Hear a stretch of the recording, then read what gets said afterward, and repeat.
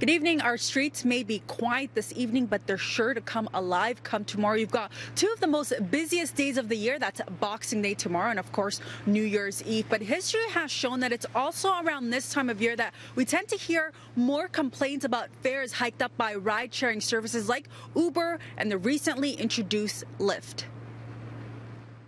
We were coming from the airport to this From the airport to Nathan Phillips Square, how Yeah. much was Uber charging you? 112 for 6 people. What do you think about that?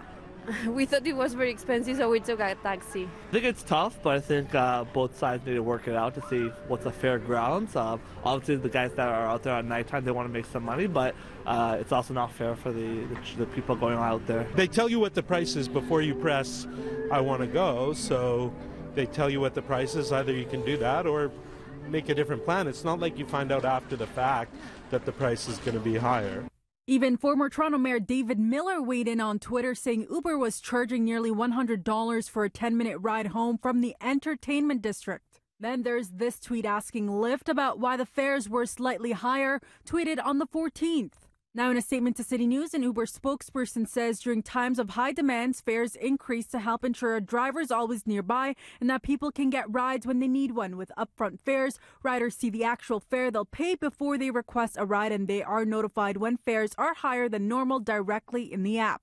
A spokesperson from Lyft provided a similar statement, reading in times when ride requests from passengers greatly outnumber available drives on the road, Prime Time will automatically turn on, serving to incentivize drivers to get on the road, and passengers will be required to confirm they accept the multiplier before requesting a ride. There's a lot of people asking for rides. They have to tame the demand down in order to have enough drivers to look after people.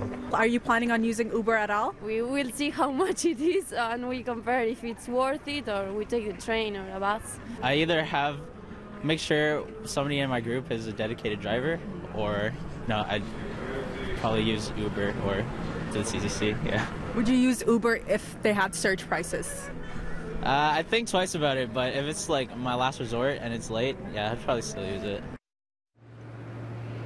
And as preparations are underway for New Year's Eve, you, of course, have your plans ready to go. And you're also thinking about what transportation you will be using that day. So consider this. Uber is telling us their busiest day will be New Year's Eve. There's no surprise there, but their busiest hour between 12 a.m. to 3 a.m. That's also when they're expecting their prices to surge.